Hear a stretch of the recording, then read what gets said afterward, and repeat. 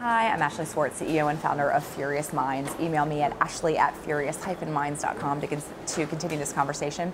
I'm going to talk today, very quickly go through 10 predictions that Dave Morgan contributed to Ad Age this week about where TV and video advertising are headed by 2020. I'm going to go through these really quickly, and I'm going to add a few on the end of my own, so stay tuned and keep in. The first is he suggests there's going to be web-driven ubiquity, that much of this last fashion of where overall linear television or legacy TV will be distributed via IP on a sort of a la carte basis. So I agree, but I think the biggest challenge is that the definition of television is going to change between now and 2020. What is TV? If what we know as linear content today is consumed on another device other than what hangs on the wall in the living room, is it still television? And do we sort of bundle that? Equivalency has been the biggest challenge we have right now when it comes to merging the space of online video and TV, and it's going to continue to be a challenge over time. He sees 30 to 40% more video consumption. Totally agree, and I think what we're going to see, his point was well made, that right now most of it occurs at home, online video consumption. We're going to see that occurring at work, and I think video is going to become more of a conversational medium and more of a tool for companies and businesses to use in their internal marketing communications and how they actually do business as a business tool itself. The third is that the TV device will dominate viewing.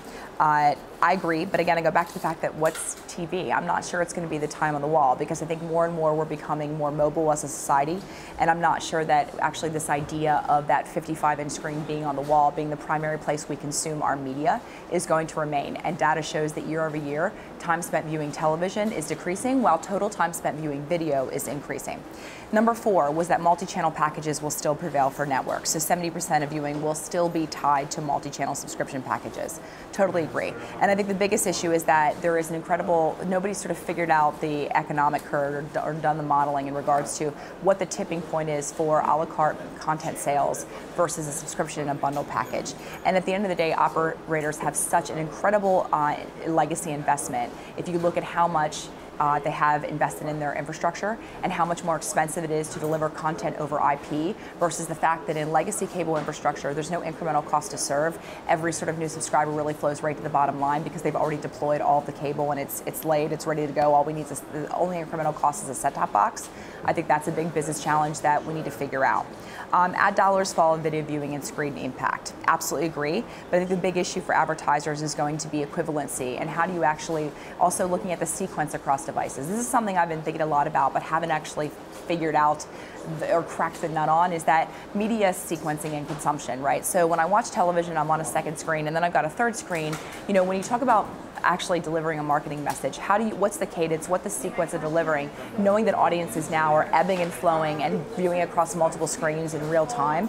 Marketers need to consider that, and also creative optimization and bespoke creative is going to be important to be able to leverage that as an actual medium to drive better effectiveness. TV dogs wag smaller devices, tail, and campaign bundles. So basically, we're going to still be giving away digital to drive more TV dollars because the bread will continue to be buttered by television for broadcasters. Agree, we see it today. This is the big challenge of the second screen.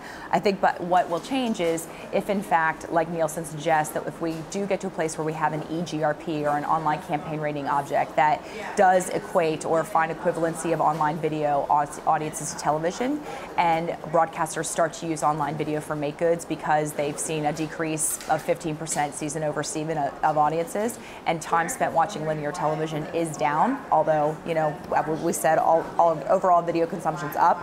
I think that will start to change a little bit, and online video may become more valuable in that media mix. Audience, not just content, becomes critical for advertising is number 7. We see this, and I actually don't think that it's going to sort of be this slow curve until 2020. What we see right now with programmatic buying and RTB and sort of the trading desk private exchanges for video is where display is really about optimization and real sort of from an RTB perspective. We're seeing that demand side platforms and trading desks for video are really resulting in advertisers and agencies focusing on moving up funnel. So reach and frequency, buying on brand metrics and brand performance for video, like to television, because there's limited and sort of finite inventory in TV. So I actually think that RTB and programmatic buying, as more and more dollars flow through those demand side platforms, we're going to see that accelerates even faster. Audience data becomes indispensable.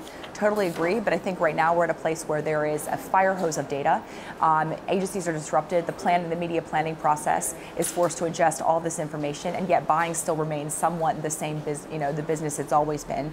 TV buyers especially are incredibly challenged. We need a new talent set. We need new skills within agencies. The world is not, sort of the landscape isn't moving fast enough, and until we have tools and we have actual business levers to pull to make data more useful, I don't think that data is going to actually be as valuable as it has the potential to be. Number 9, exacting measurement and attribution rate.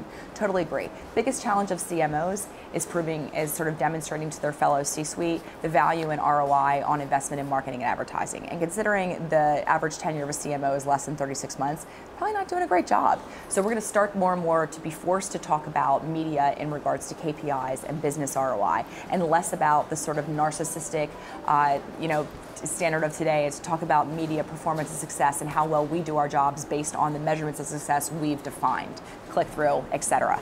The last is that foresight trumps insight. So totally agree. It's about predicting audience behaviors and anticipation and driving media investment in that way. Agree. But at the end of the day, postmortems have to sort of, can't be where that foresight comes. It can't be only a postmortem to a previous campaign that drives future investment. It has to be predictive logic that we apply, and that's big models. And I think those guys those data scientists would probably rather be building algorithmic trading desks than building media mix modeling platforms for advertising. So talent will be the issue there to realize that potential. So my 2 additions. I think that the big disruption in TV in the next 12 to 18 months, and we're going to see this at CES, my bet this year, is ACR native on OEM hardware and first screens, right? So the fact that now interactive TV is real and broadcasters can actually leverage those data feeds that are sort of aware of from the connected environment what is happening in a linear environment to deliver interactive calls to action on the first screen and not lose the audience and have it be cannibalized the second screen, that's going to be a big disruption. It's going to be a battle between operators and networks.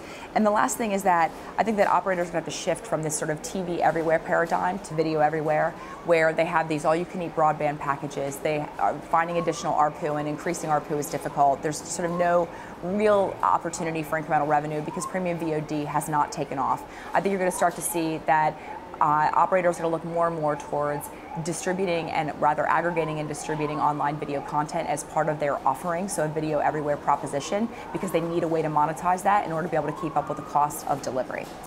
I welcome your comments and your thoughts. Dave, thanks always for making the whole industry smarter. Ashley at furious-minds.com.